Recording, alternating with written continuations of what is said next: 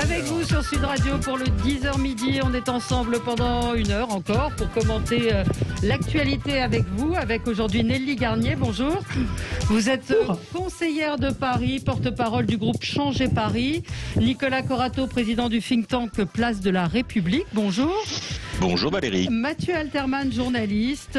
Votre dernier livre, Femme fatale. Et oui, on cite les livres de nos invités. Nouveau livre en mois d'avril. Quai des Brunes et Alexis Poulain, qu'on a entendu ce matin sur Sud Radio pour l'édito politique, comme tous les mercredis, journaliste, directeur de la publication du Monde Moderne. Bonjour. Bonjour à vous.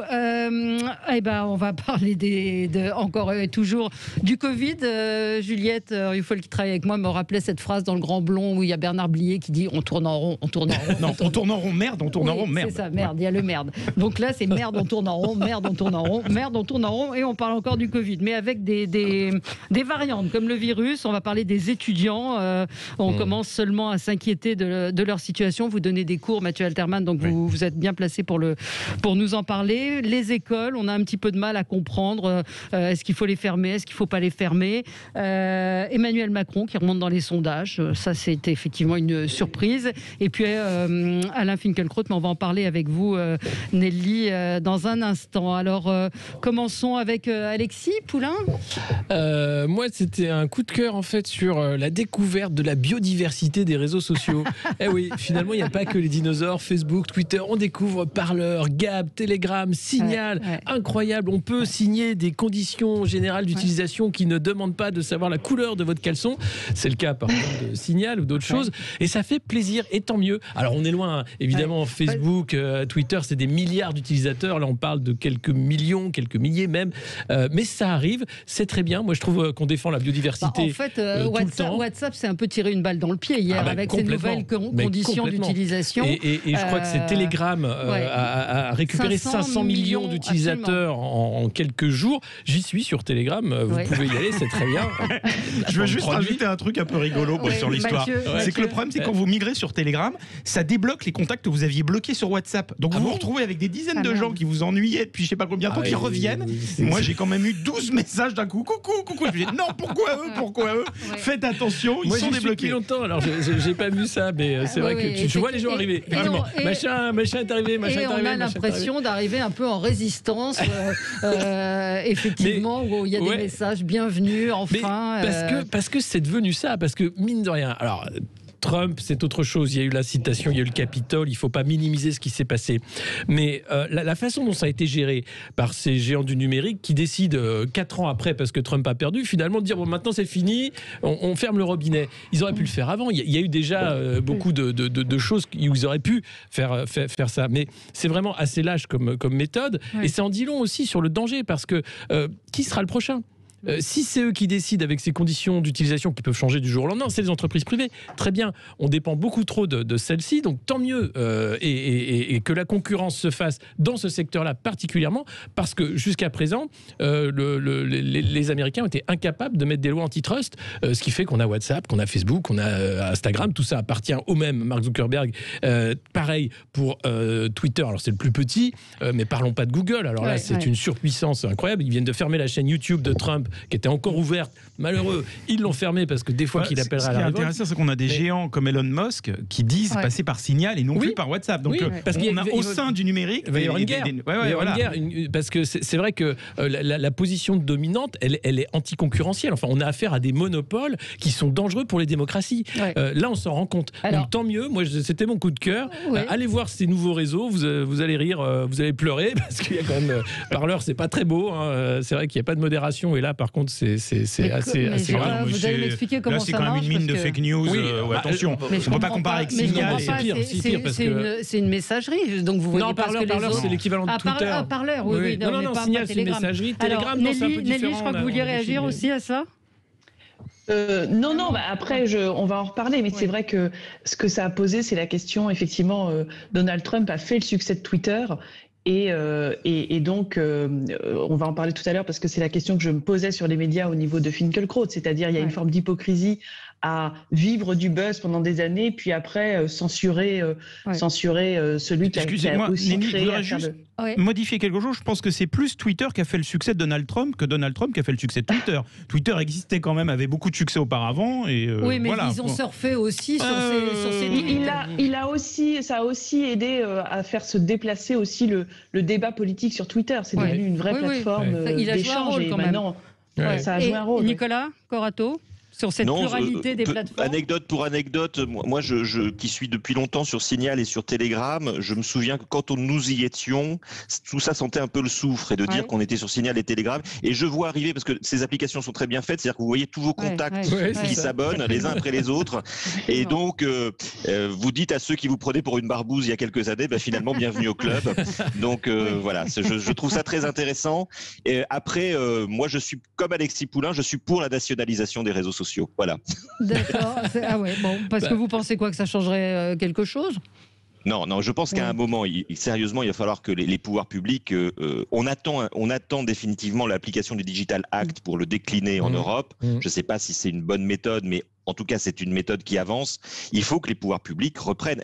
Internet n'est pas un Far West. Internet, ça peut être normé, ça peut être régulé, et ça peut être régulé également selon des lois territoriales. Internet, ça ne sont que des câbles, souvent sous-marins, qui sont gérés par la puissance publique, autorisé par la puissance publique. Donc il y a un moment où la puissance publique doit réinvestir le champ des réseaux sociaux. Moi, j'ai pas de difficulté, quelles que soient les conditions générales d'utilisation des opérateurs privés. Après tout, on attribue bien des fréquences 4G, 5G ou des fréquences de TNT aux chaînes. On pourrait très bien attribuer des fréquences ou des utilisations de nos câbles qui sont posés par les pouvoirs publics aux opérateurs des réseaux sociaux. Tout ça, c'est un raisonnement qui se connaît collectivement dans un cadre d'un débat démocratique.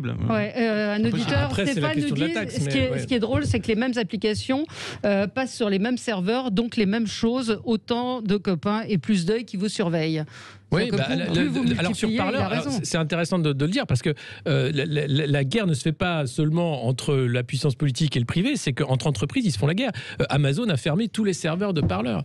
Non, on veut pas de vous chez nous. Donc le temps que Parleur rachète des serveurs, trouve un hébergeur, etc. Donc c'est effectivement, il y a une toute puissance là aujourd'hui des entreprises d'infrastructures numériques, au-delà même du contenu, qui pose question parce que la puissance publique est loin derrière, qu'on court toujours sur l'idée de il faut des taxes, alors la taxe GAFA, etc. C'est pas forcément la solution parce que derrière les GAFA sont des entreprises comme les autres. Et le problème, c'est la situation de monopole. Allez, on marque une pause et on se retrouve avec la suite de vos coups de cœur, de vos coups de gueule et puis l'actualité évidemment autour du Covid. À tout de suite. Avec vous sur Sud Radio, bienvenue si vous nous rejoignez. On est ensemble jusqu'à midi et je suis aujourd'hui avec en studio Alexis Poulain. Rebonjour. Rebonjour, absolument. Vous êtes directeur de la publication du Monde Moderne et l'édito politique, c'est sur Sud Radio tous les matins, tous les mercredis matins, dans la matinale. Mathieu Alterman, journaliste. Bonjour. Patrick, si tu Nicolas Corato, président fondateur du think tank Place de la République, et Nelly Garnier, conseillère de Paris, porte-parole du groupe Changer Paris. On va revenir sur la situation des étudiants, la situation dans les écoles où on a un petit peu de mal à comprendre encore une fois. Vous allez me dire que c'est pas étonnant de la communication du gouvernement sur on ferme pas les écoles, mais s'il y a le variant anglais, il faudra fermer. Enfin bref. Et puis Emmanuel Macron qui remonte dans les sondages. Mais on n'a pas fini notre tour de table. Nelly Garnier, on va continuer avec vous. Ça concerne Alain Finkielkraut. Et oui, mon coup de gueule du jour, je voulais le faire effectivement contre l'hypocrisie de certains médias comme LCI qui prennent des chroniqueurs pour faire polémique et puis après qui les renvoient quand il y a une polémique. Donc on va en parler. LCI a décidé de se séparer d'Alain Finkielkraut qui avait eu des propos choquants concernant les viols incestueux qui auraient été commis par Olivier Duhamel sur son beau-fils quand il avait 14 ans, en disant qu'après tout, le beau-fils était peut-être consentant. J'ai été très choquée par ces propos d'Alain Finkielkraut, comme beaucoup Français. Mais ce qui me choque peut-être le plus dans cette affaire, c'est que Alain Finkielkraut avait déjà tenu les mêmes propos dans le cas de l'affaire Polanski. Il avait dit, cette jeune fille, elle avait 13 ans et 9 mois, donc elle n'était pas un pubère, c'était son petit ami, c'est pas la même chose. Roman Polanski. C'est pas la même chose. Oui, on va en reparler. Non, c'est pas la même chose. C'est pas la même chose. Oui, mais attendez, si vous pouvez juste finir mon propos, c'est que sur une affaire comme celle d'Olivier Duhamel, LCI pouvait très bien s'attendre au type de propos qu'allait tenir Alain Finkielkraut et ils l'ont invité pour qu'il tienne des propos polémiques, ils l'ont invité pour que ça fasse débat, pour que ça fasse de l'audience.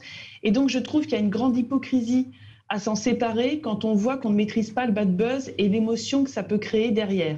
Et donc, je pense que de la même manière qu'on a ouvert l'émission là-dessus, on pose le débat de la responsabilité des plateformes numériques à la suite de l'assaut du Capitole, on doit poser aussi la question de la responsabilité que les médias, des types de discours qu'ils favorisent ou qu'ils encouragent sur leur antenne.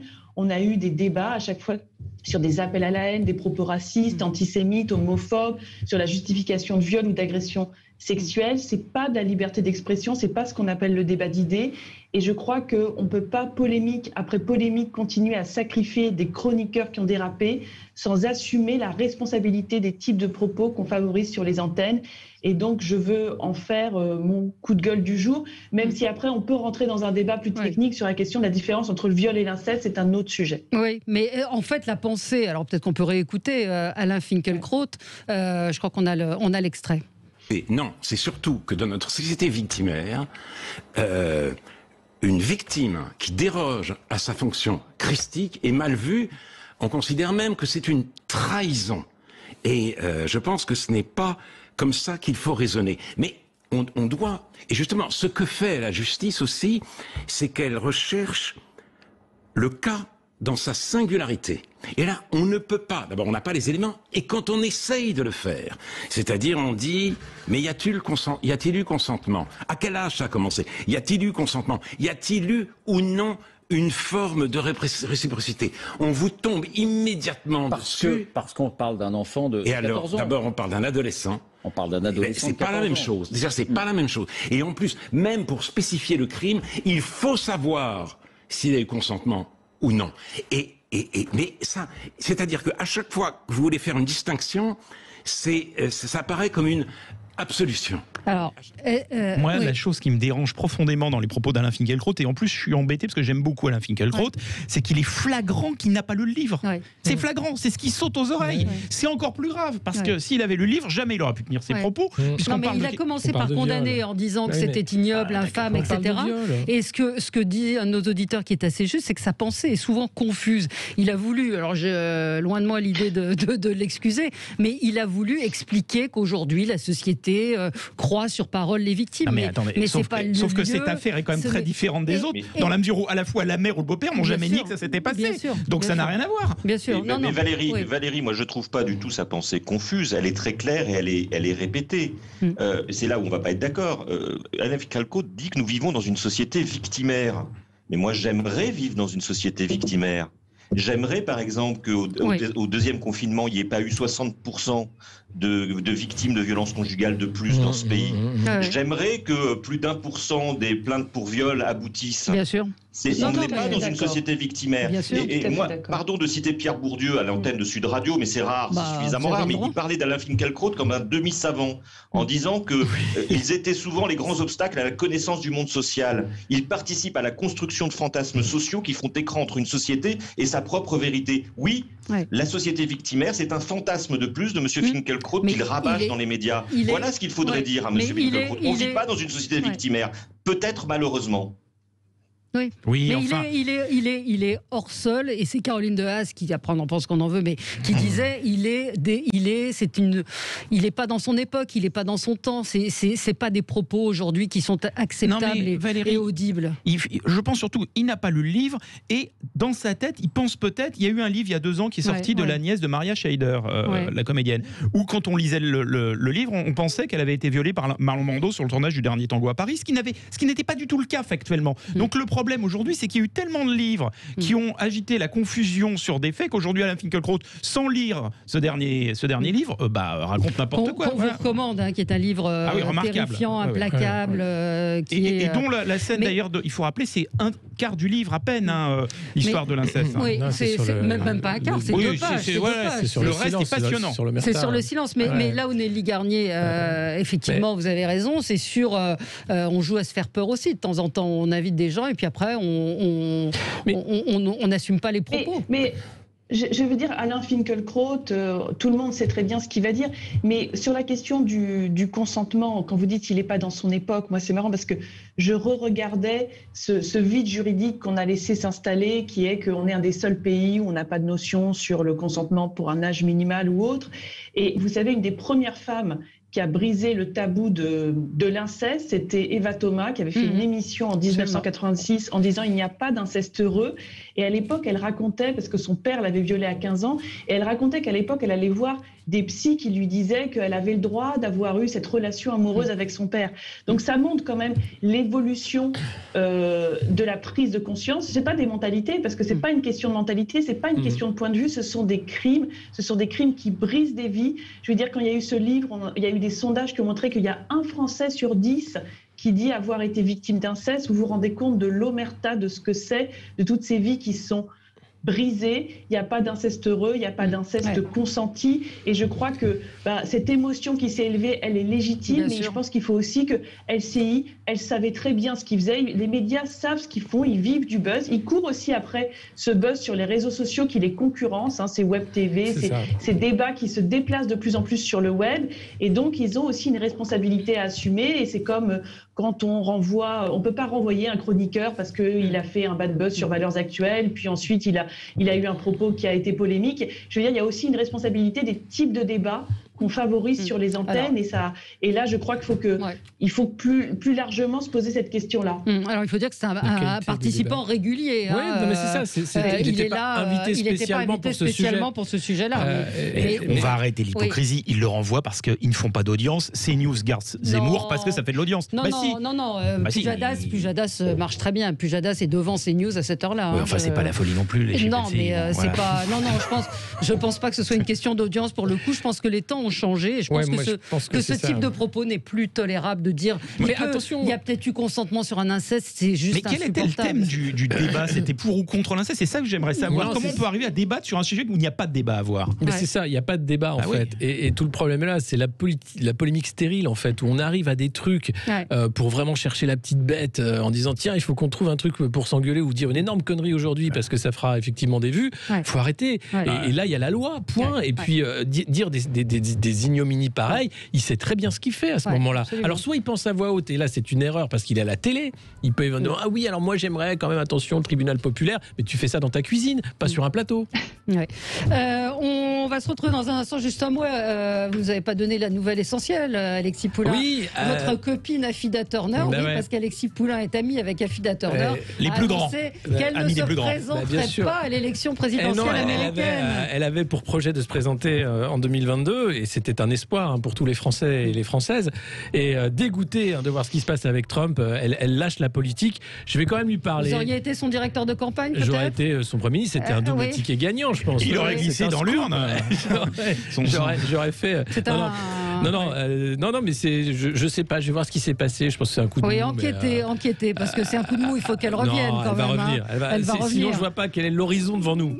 Non, effectivement. Allez, on se retrouve dans un instant et on va parler du virus, du Covid, avec le coup de gueule de Nicolas Corato. Et puis également, on n'a pas eu votre coup de gueule à vous, Mathieu. À tout de suite, vous sur Sud Radio. On est ensemble jusqu'à midi. Alors, juste une remarque d'un de nos auditeurs, Vincent qui dit Monsieur Finkielkraut expliquait que pour juger, il faut spécifier le crime. Or, dès que vous le faites, on vous accuse de chercher à excuser le crime en question. Il n'a pas dit ce dont on l'accuse, mais c'est pas grave, il est viré quand même parce que c'est le monde dans lequel on vit exactement. Et il dit ce n'est pas non plus un problème de liberté d'expression. On est face à la création d'une vérité alternative qui fait qu'un homme est châtié lorsqu'il n'a en réalité rien fait. Ça devrait tous nous préoccuper. Il y a quand même, Vincent, j'entends ce que vous dites, mais il y a quand même cette phrase qui parle de consentement avec l'inceste qui est assez, qui est pas audible, qui est plus entendable aujourd'hui. Et cette phrase dans le livre où la mère dit quand même à ses enfants non mais attendez, c'était pas de la pénétration, c'était juste des fellations. Enfin, c'est quand même dans le livre, c'est horrible quoi. Il y a un moment, bon, voilà. Et lui ne l'a pas nié, mais bon. Changeons de sujet. Alors Mathieu, ça concerne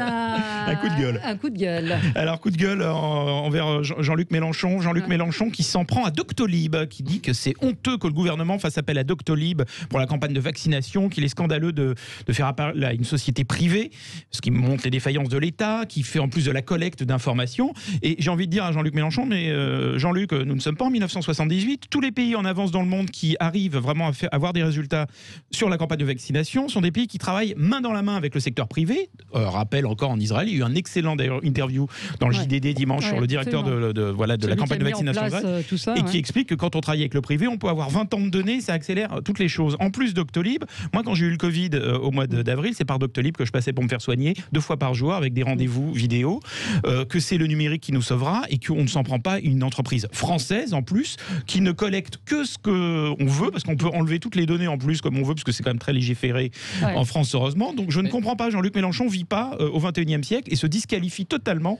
pour diriger ce pays en 2021.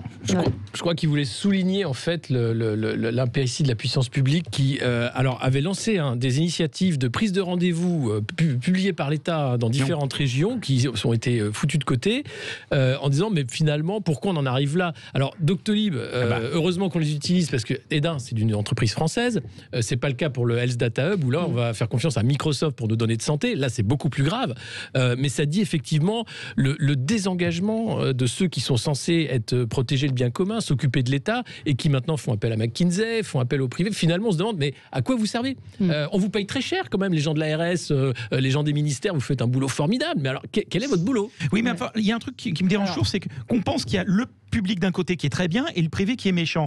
Ce qu'il faut, c'est que pour la logistique et tout ce qui est technologique, il faut laisser les choses au privé qui sait faire, parce que le public ne sait pas. Et Jean-Luc Mélenchon devrait être content qu'une entreprise privée française fasse accélérer la campagne de vaccination. Il faut espérer que le public sait encore, parce que si l'armée n'est pas capable de faire de la logistique, là, on est vraiment très mal barré. Donc il faut quand même préserver des compétences au sein de la force. L'assurance maladie ne permet pas la prise de rendez-vous, c'est ça aussi. Bon, alors, oui, Nicolas Corato, vous en pensez quoi? Oui, moi je suis pas sûr que le numérique nous sauvera. Ça dépend quel numérique, mais effectivement, je pense que le sujet, c'est plus cette incapacité qu'a l'administration depuis quelques années à gérer les besoins des usagers. Et c'est vrai que les entreprises, elles, sont tournées vers les besoins de leurs clients, par essence, par substance, je dirais même par objet social. Il faut satisfaire le besoin d'un client. Donc elles connaissent les besoins de clients, elles savent très bien comment un client va pouvoir progresser, par exemple, dans une prise de rendez-vous pour accéder à un médecin. Moi, ce qui me choque et ce qui me pose question, c'est pourquoi est-ce que l'administration a perdu ce sens de l'usager des services publics. Et ce qui me dérange dans le recours à Doctolib ou à d'autres acteurs que je ne critique pas et qui sont de vraies réussites entrepreneuriales, c'est qu'on va remplacer le sens de l'usager dans le service public par le sens du client. Et c'est là où moi je vois un danger et un glissement qui n'est pas du fait des entreprises privées, elles sont responsables de rien, qui est du fait de la chute à laquelle on assiste, de la chute totale de la structure étatique et de son objet social d'être un service public. Donc un service public, c'est un service au service du public, un service au service des usagers. Excusez-moi, mais et pour moi, l'usager d'un service public, c'est pas la même chose qu'un client d'une entreprise privée. Sauf que ça n'a rien à voir. Doctolib, c'est un but pour prendre rendez-vous avec un médecin qui travaille dans le privé. Donc quelle est la différence entre passer par une structure publique, je sais pas, le téléphone, ou passer par Doctolib? C'est la différence entre une structure publique, un service public, mais le but, c'est un rendez-vous avec un médecin privé. Non, mais on sera pas d'accord. Attendez, c'est un médecin privé que vous rencontrez sur Doctolib. La gauche, c'est pas la même chose que la droite. Le privé, c'est pas la même chose que le public. Voilà, désolé. Mais si le public peut travailler, on n'est pas obligé d'avoir une séparation. J'ai pas dit que j'étais contre le fait de recourir à Doctolib. Je me pose la question de savoir pourquoi est-ce que nos services publics n'ont plus le sens des usagers, au point de ne plus pouvoir mettre en œuvre des politiques de services publics qui s'adressent facilement aux usagers. Où sont les agents? Où sont les gens qui développent des solutions? C'est pas la réponse à la question de Doctolib. Oui, mais pas aujourd'hui. On est dans l'urgence. Alors Nelly, oui, mais bien sûr. Nelly Garnier. Moi, quand on a des entreprises françaises qui sont des réussites françaises et qui peuvent bien faire les choses dont on a besoin, je trouve que c'est une très bonne chose de faire appel à elles. Et la réalité quand même, c'est que quand on a commencé cette crise, si on n'avait pas eu les entreprises privées pour se mobiliser, on n'aurait pas eu de gel et de masques avant bien longtemps après le déconfinement. Donc il faut aussi être conscient de toute cette mobilisation de notre tissu entrepreneurial français qui nous a permis de surmonter cette crise. Là, après, quand ça ne va pas, c'est quand on va faire appel à des entreprises très chères qui, en plus, ne nous permettent pas d'avoir une stratégie vaccinale qui fonctionne comme on l'a fait avec McKinsey. Et donc, mais que après on puisse les faire appel sur là où elles ont une vraie expertise, tout en gardant... Vous savez, qu'il y ait un État fort, c'est que c'est un État qui ait une vision... une stratégie et puis qui après fait appel à des acteurs pour la mettre en œuvre. C'est pas considérer que tout doit être géré du début à la fin par... Une auditrice nous dit qu'en Allemagne, les hôpitaux publics sont gérés par le privé aujourd'hui. Donc c'est on fonctionne par Doctolib énormément. Le partenariat public-privé, ça fait longtemps que ça existe. Mais il y a une vraie question qui se pose par rapport à ce gouvernement et la façon dont il est incapable de gérer cette crise depuis le début. Les acteurs privés, dès le début de la grande distribution, étaient là pour dire mais nous, on peut les commander les masques, on peut aller vite, faisons-le. Ils n'ont jamais reçu de réponse. Rappelez-vous, les pharmaciens qui voulaient vendre des masques n'avaient pas le droit. Les médecins libéraux n'avaient pas le droit non plus de rentrer dans le dispositif. Donc la planification version Conseil de défense, version Macron, ça ne fonctionne pas. Et puis j'ai une autre question. J'aimerais savoir à quoi sert François Bayrou. Oui. Oui, c'est une bonne question. C'est une question que beaucoup de gens se posent depuis des années. J'aimerais avoir les réponses. À quoi sert François Bayrou? Lui aussi, Alexis. Je peux vous le dire, il sert à tenir quelques députés au sein de la majorité présidentielle. Et donc, ce sont des choses qui se monnaient. Voilà. C'est cher payé, non? Donc on ne gère pas sanitairement cette crise, on la gère politiquement parce que. Non mais c'est dingue. Il sert à tenir la majorité présidentielle à l'Assemblée nationale et une future alliance dans une présidentielle. Voilà. Mais c'est scandaleux. C'est un scandale de plus à ajouter à la longue liste des scandales de ce gouvernement. C'est proprement scandaleux. On ne gère pas sanitairement cette crise, on la gère politiquement parce que Emmanuel Macron sait très bien que si ça marche pas, 2022 pour lui c'est fini. Alors le coup de gueule de Nicolas Corato, il concerne alors juste sur Jean-Luc Mélenchon, il a quand même dit à Amélie Carwer sur LCI qu'il interrogeait sur les vaccins, que lui s'y connaissait en vaccin parce qu'il avait vécu longtemps dans le Jura. Donc grande terre du vaccin, terre de Pasteur. J'ai vu à Twitter dire oui, à Saint-Claude on fait aussi une autre spécialité. Voilà. Donc ça m'a fait sourire. Mais c'est vrai que voilà on embrasse les auditeurs de Bourg-la-Reine. La compétence en vaccin de Jean-Luc Mélenchon qui dit c'est pas un vrai vaccin, etc. C'est pas parce qu'il a vécu dans le Jura avec une nouvelle technologie, mais ça fait des années, ça fait des dizaines d'années que les chercheurs travaillent sur l'ARN messager pour d'autres cas que le Covid. Et là, il se trouve que les fonds enfin sont débloqués, que les mesures sanitaires enfin sont autorisées pour faire une avancée dans cette technologie, mais qui est maîtrisée et qui est là depuis longtemps. Après, la question c'est quelle est son efficacité. Ça, on n'a pas la réponse puisqu'on n'a pas le recul en fait. On a du recul sur des millions de personnes qui ont été sur l'immunité, si c'est 6 mois, si c'est 1 an, sur la durée d'immunité que confère ce vaccin. Mais déjà, il y a une immunité. Déjà, il y a une immunité. La question, c'est combien de temps? Alors, Nicolas, on a été long, mais bon, ça nous permet de parler de plein de sujets d'actualité. C'est en lien avec le vaccin. Moi, je voulais vous parler du service d'information du gouvernement, le SIG, qui est un service qui dépend de Matignon, du Premier ministre, et qui est doté d'un budget annuel d'à peu près 300 millions d'euros. La mission de ce service, c'est de faire des campagnes d'information du public, des campagnes d'information d'intérêt général sur des sujets qui intéressent la population. Ma question et mon coup de gueule, c'est où sont les campagnes de communication du gouvernement sur la vaccination ? Justement, sur la pédagogie par rapport à ce qu'est la technologie ARN, à ce que ça change par rapport à la technologie traditionnelle, la pédagogie par rapport aux tests qui ont été effectués, par rapport aux démarches à entreprendre. Moi, j'attends, ça fait 3 mois qu'on nous parle d'une planification, là aussi, de la campagne de vaccination, en nous disant de l'Élysée jusqu'au ministère de la Santé que tout est prêt. Eh bien, où sont les spots télé? Où sont les spots radio? Où sont les encarts de presse? Où est la communication du gouvernement pour faire la pédagogie sur la vaccination? Mais pour ça, il faudrait qu'il y ait des doses de vaccins. Non, mais j'entends Alexis, je comprends. C'est juste qu'on n'a pas les doses. Alors attendez, on a critiqué les EHPAD sur les délais de consentement, mais on a quand même laissé les personnels tout seuls aller expliquer aux personnes âgées qu'il fallait se faire vacciner, avec un président de la République qui avait dit on va pas obliger le vaccin parce qu'on ne sait pas tout de ce vaccin. Ce qui a quand même été une phrase extrêmement destructrice. Alors on l'a déjà dit, la France est un pays qui a un rapport particulier au vaccin, mais quand même cette phrase, elle a un peu glacé tout le monde. Et derrière, vous envoyez les acteurs de terrain, les médecins, les directeurs d'EHPAD, les soignants, aller ramer pour essayer de rattraper le déficit de confiance que ça a créé, et en disant aux gens, si, on vous assure, c'est pour votre bien. Donc moi, je trouve qu'effectivement, il devrait y avoir une responsabilité de l'État de faire des campagnes de communication, comme ils ont fait sur le masque ou sur les gestes barrières, pour dire aux gens, voilà, ce vaccin arrive, voici quels sont les bénéfices-risques, pour que vous puissiez avoir un consentement éclairé. On ne peut pas demander demander un consentement éclairé sans donner les outils pour avoir les informations.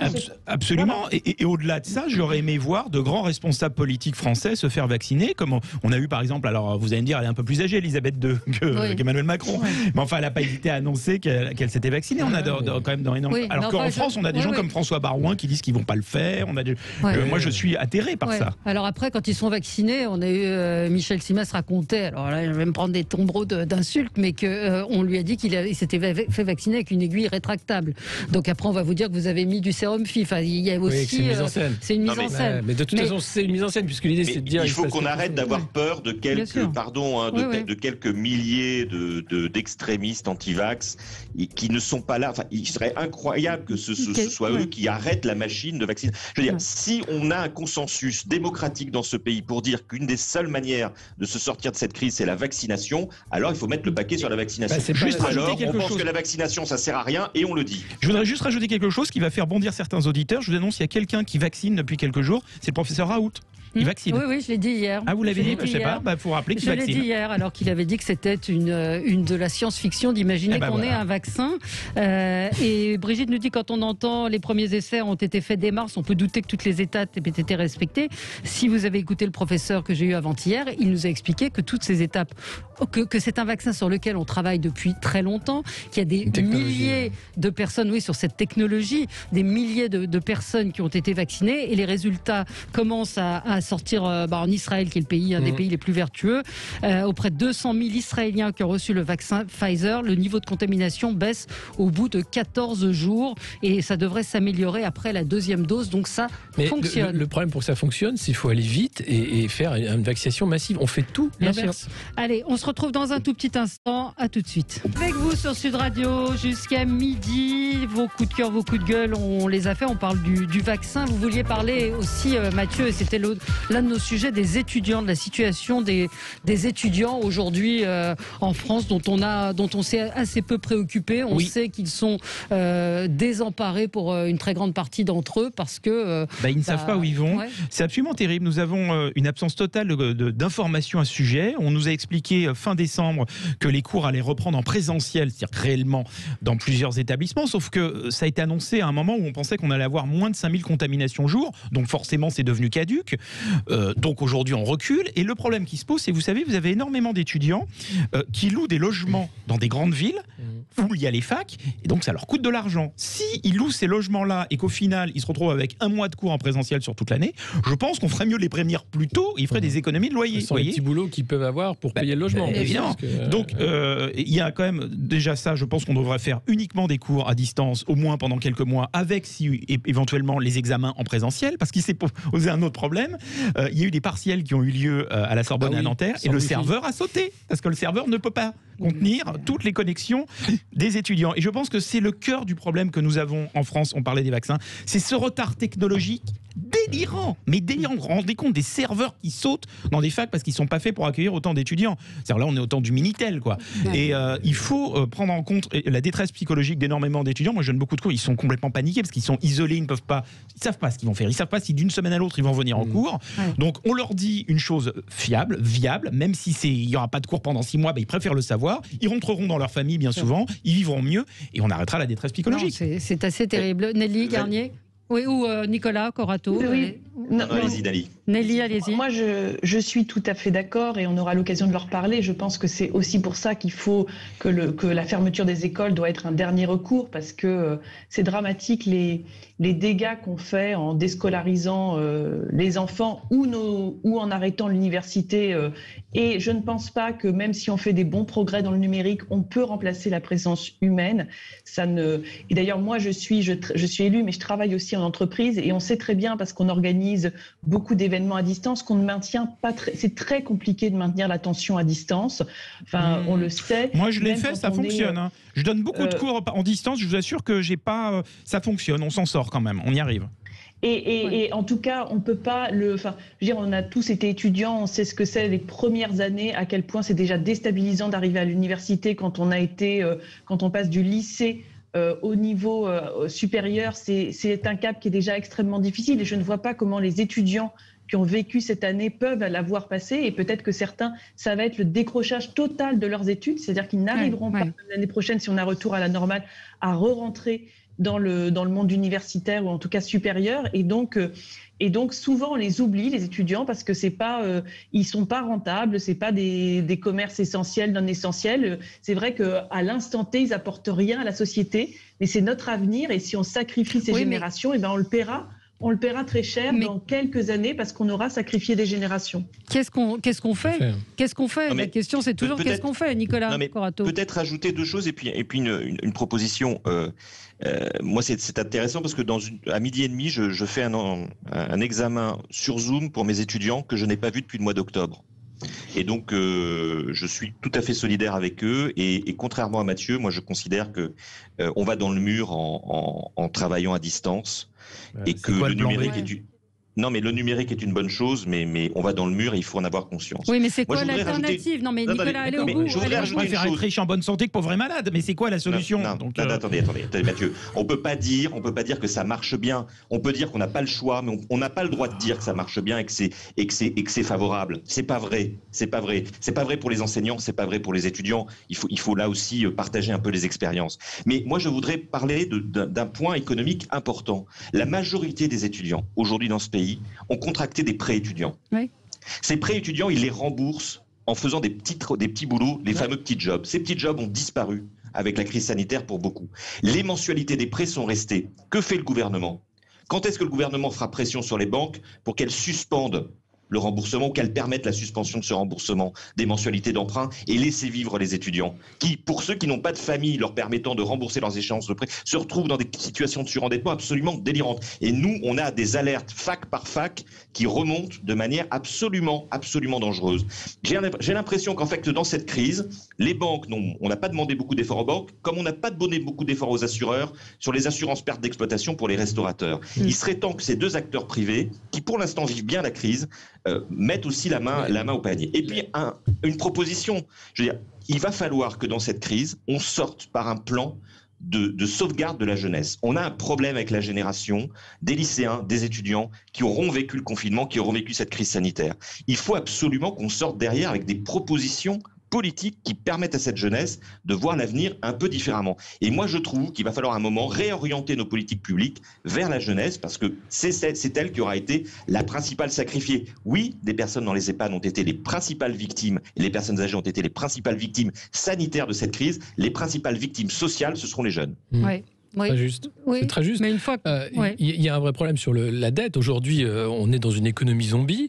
Il y a le quoi qu'il en coûte, qui est une erreur. En fait, on crée là des faillites systémiques, des dettes qui ne vont pas être remboursées, des emprunts garantis par l'État. C'est nous qui allons payer pour la faillite des banques. Justement, là où il faudrait que tout le monde fasse un effort, on voit très bien que non, le secteur de la banque assurance, le secteur de la finance va très bien.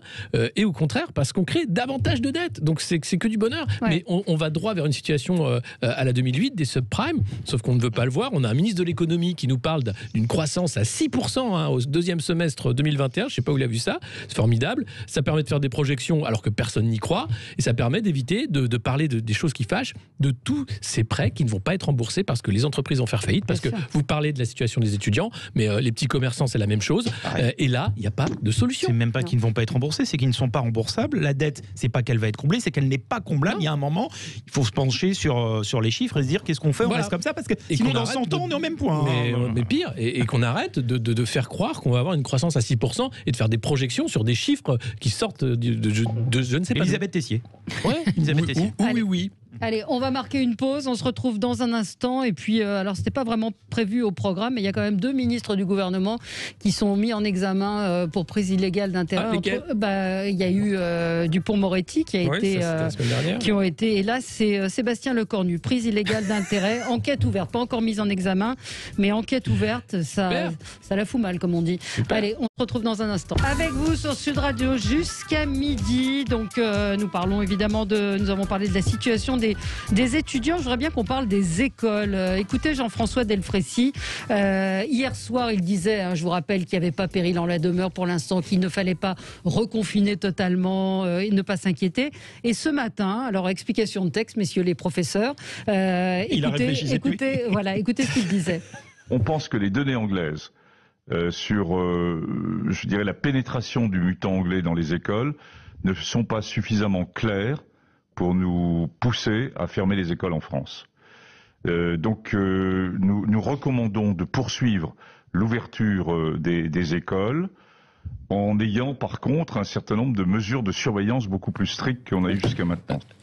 Alors, ouais. Après, donc on attend, on n'a pas de mesures, donc pas de là pour le coup, pas de principe de précaution. Il y a une étude qui vient de sortir le 5 janvier du journal européen des investigations cliniques, c'est en anglais, qui a recensé une dizaine d'études justement pour voir si ces mesures de confinement, de couvre-feu servaient à quelque chose. Il en ressort que ça sert un peu à quelque chose, mais pas à grand-chose pour ce qui est de la multiplication des cas. Ce qui compte, c'est d'abord les mesures sanitaires et pas les mesures de restriction des libertés. Or là, on est typiquement là-dedans en disant qu'est-ce qu'on fait pour protéger sanitairement les enfants dans les écoles ? À la cantine, ouais, c'est n'importe quoi. Il n'y a pas de geste barrière, il n'y a rien, etc. Dans les classes, il y a plein de classes qui ne vont pas être aérées. Or, on sait qu'il faut aérer. Donc, c'est à quel moment, en fait, on prend des vraies mesures sanitaires et à quel moment on arrête de prendre les gens pour des idiots en disant on va vous confiner le week-end, vous allez rentrer chez vous à 18h et comme ça, on va contrôler le virus. C'est débile. Vous avez raison. Débile. On prend les gens pour des idiots, d'autant plus qu'ils se chuchotent parmi les membres du gouvernement la possibilité de prolonger les vacances scolaires d'1 à 2 semaines. C'est quand même le gros truc qui circule depuis quelques jours. On fait un confinement, voilà. Super. Donc, c'est-à-dire qu'ils se penchent vraiment sur la question. Ils savent qu'il y a un problème. En été, c'est donc, ça voilà. Donc, il ment sur la réalité des discussions en off. Tout ça pour ne pas dire qu'il va mais ça ne sert à... Il faut le dire maintenant. Nelly Garnier, vous êtes adjointe, je rappelle, dans une mairie, dans la mairie du 7e. Reprenez vos esprits. Moi, je suis élue du 11e arrondissement de Paris. Ah bon, pardon, oui, pourquoi j'ai pensé... Je suis élue du 11e arrondissement de Paris et c'est vrai que comme élue, nous, ce que nous ont dit les directeurs d'établissement quand ils ont récupéré les enfants, souvent en septembre, parce que la plupart des enfants ne sont pas vraiment été rescolarisés après ces 6 mois, ils ont été déscolarisés, c'est que ça avait laissé des traces. Il y avait des enfants nerveux, insomniaques, il y en avait d'autres qui étaient anxieux, déprimés. Et donc, on sait que si on déscolarise de nouveau les enfants, il y aura à nouveau ces troubles et puis il y aura pour certains des retards qui seront irréversibles. Et on sait aussi que ces retards irréversibles et ces enfants qui vont décrocher, ce seront souvent des enfants qui sont parmi les plus précaires ou les plus fragilisés socialement. Donc effectivement, ça doit être le dernier recours et je pense qu'on l'a compris. Et donc, je pense que ce que nous a appris cette crise aussi, c'est qu'il faut une certaine réactivité en fonction de l'évolution de la situation. Aujourd'hui, on n'a pas une présence du variant anglais en France qui justifierait de fermer les écoles. Est-ce qu'on ne va pas s'en rendre compte un peu tard ? Vous dites en fonction de l'évolution de la situation. Excusez-moi, mais l'évolution de la situation, elle est très claire. Soit on est vacciné et on confine, soit ça va de mal en pis. Il n'y a pas d'autre chose. Il ne va pas disparaître du jour au lendemain, le virus. Non, mais après, les taux de contamination chez les enfants ou autres, on sait très bien que sur les premières vagues qu'il y a eu de l'épidémie, on n'était pas sur quelque chose qui touchait les enfants les plus jeunes. Et c'est pour ça qu'on a pris cette décision. Enfin, je veux dire, on est aussi dans un pragmatisme où on évalue le coût social et le coût sanitaire. On sait très bien qu'aujourd'hui, aujourd'hui, les décisions, elles ont été prises pour ne pas engorger les services de réanimation. Elles n'ont pas été prises en pensant qu'on allait freiner totalement la circulation du virus dans la société. Donc, je suis complètement d'accord. Il faut évoluer selon ces principes. Je suis complètement d'accord. Enfin, moi, je ne suis pas scientifique, donc je me refuse de commenter les décisions des uns et des autres. Ce qu'on sait, en revanche, sur le coût social, on parle beaucoup des cantines en ce moment, et c'est vrai que c'est un problème. Il y a un problème sanitaire dans nos cantines, mais je veux dire, ça date pas de la crise Covid, le problème sanitaire dans les cantines. La crise Covid, elle ne fait que révéler la manière dont nous gérons nos cantines en France, et on va pas changer nos cantines en 3 semaines. La réalité, quand même, dans ce pays, c'est que pour beaucoup d'enfants, le repas à la cantine est le principal, voire parfois le seul vrai repas de la journée. Ça, c'est un sujet. C'est un sujet qui doit aussi nous interpeller tous, entre la gestion de la crise sanitaire et effectivement la gestion de la crise sociale. Moi, je voulais rajouter simplement ce sujet dans le débat, parce que c'est bien joli tout ça, effectivement, de se dire qu'on veut être les plus forts face au virus et qu'il faut qu'on soit à la hauteur de nos voisins qui font tous autrement et tout le monde cherche des choses, essaye des choses différentes. Mais on a des réalités sociales aussi à gérer, pas que des réalités économiques, des réalités sociales aussi. Et la crise sociale dans ce pays, elle est majeure. Et aujourd'hui, elle déferle, y compris à l'école. Et je voudrais simplement rendre hommage quand même aux enseignants qui jouent le jeu depuis septembre. Parce qu'ils y vont parfois la peur au ventre, parce qu'ils font le travail, parce qu'ils ont en face d'eux des élèves qui sont dans des états parfois très très dégradés.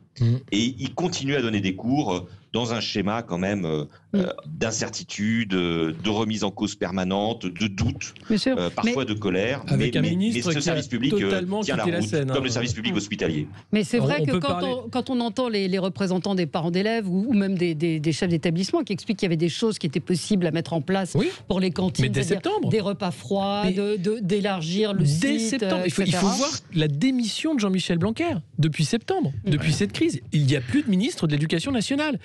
Il écrit des livres, il prépare les régionales, mais ce ministère n'est plus géré aucunement. Et c'est les profs, effectivement, en première ligne, qui font ce qu'ils peuvent, avec des élèves dans un état catastrophique, avec des cours où on fait comme on peut, et avec aucun soutien de la part des autorités. Je voudrais juste rajouter qu'il faut observer que les pays où on vaccine le plus, aujourd'hui, vaccinent les enfants après avoir vacciné les seniors. C'est quand même la priorité, comme quoi il y a quand même potentiellement un gros danger. Il y a un gros danger. Est-ce qu'on peut quand même s'intéresser donc à Monsieur Lecornu, donc un autre ministre qui est sous le coup d'une enquête. On se rappelle qu'il y a eu effectivement d'autres ministres, Gérald Darmanin, Dupond-Moretti. Enfin, je crois que la liste est assez longue.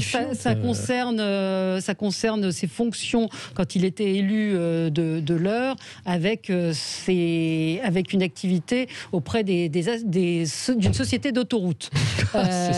Il était donc président du conseil départemental de l'Eure et il avait un poste d'administrateur de la société des autoroutes Paris-Normandie. Il a été dénoncé par une lettre anonyme et donc c'est une enquête qui a été démarrée en 2019, envoyée au PNF et ouverte en mars 2019. Il n'y a pas grand-chose pour l'instant et effectivement quand on fait appel à des gens de la société privée, ce qu'on dit, c'est susceptible d'arriver souvent malheureusement ce genre de choses. Mais c'est tout le problème, c'est que là on est en plein dans ce gouvernement l'AREM, c'est le gouvernement du conflit d'intérêts permanent.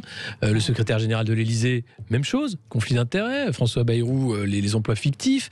Richard Ferrand au perchoir de l'Assemblée nationale, les affaires de la Mutuelle de Bretagne. C'est incroyable, c'est du jamais vu. À un niveau à ce point-là, finalement, de conflit d'intérêts permanent, systématique, quel que soit le poste, quelle que soit la personnalité choisie par les DRH de l'AREM, paf, il y a une affaire qui sort. Ça pose question quand même sur à la fois le bien commun chez ces gens-là, sur le personnel politique. Finalement, on dit on doit pas faire un métier de politique, mais et si finalement oui, parce que ça éviterait ce genre de situation. Il y a une autre possibilité. Est-ce qu'il ne faut pas non plus évaluer de manière moins grave le conflit d'intérêts à partir du moment où les gens sont extrêmement compétents, parce que c'est très poreux. C'est tout un problème. Il y a quand même une. Non, parce que c'est très poreux. Pour l'instant, il n'y a pas eu de condamnation. Oui, il n'y a pas de condamnation. Vous évoquez Ferrand et autres. Il y a pas eu de condamnation. Non, mais tout ça quand même, c'est des affaires, des casseroles. C'est incroyable. À ce niveau-là, je veux dire, c'est du jamais vu. Donc, soit on gouverne pour le bien public, le bien commun, soit on fait du fric. Mais à un moment, il faut choisir sa carrière. Oui, on peut aussi bifurquer. Oui, Nicolas Corato. Peut-être deux choses, Valérie. D'abord, je voulais juste apporter une précision. Éric Dupond-Moretti n'est pas mis en examen. Il y a une information judiciaire qui a été ouverte, mais la mise en examen peut aboutir après cette information judiciaire. Mais pour l'instant, il y a juste une information judiciaire. Et sur le conflit d'intérêts ou sur l'affaire Lecornu, dont on ne connaît pas nécessairement encore précisément les faits, il y a quand même un outil qui est à disposition des élus, Mathieu. C'est la Haute Autorité de la Transparence pour la vie publique qui permet de déclarer ces éventuels conflits d'intérêts. Donc on a prévu un SAS justement pour permettre à des gens qui viennent de la société civile d'embrasser une carrière politique, de prendre des mandats politiques.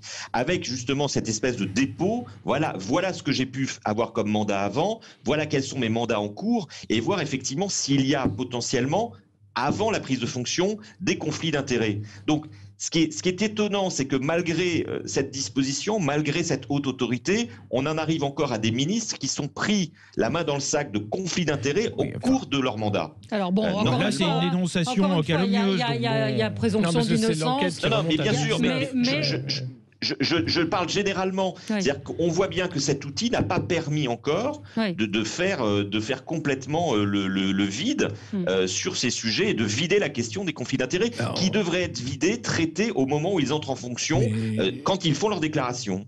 On vient de loin, on avance à petits pas. La loi de 2013 sur la transparence, avant c'était les emplois familiaux à l'Assemblée nationale, c'était normal, tout le monde embauchait un fils, un cousin, une épouse, voilà, et c'est Fillon qui tombe pour tout le monde. Mais on apprend que Cécilia Sarkozy aussi a bénéficié de ça, l'épouse de Bruno Le Maire également. Enfin, à un moment, on part de très loin quand même en France. On a une éthique de la responsabilité publique particulière.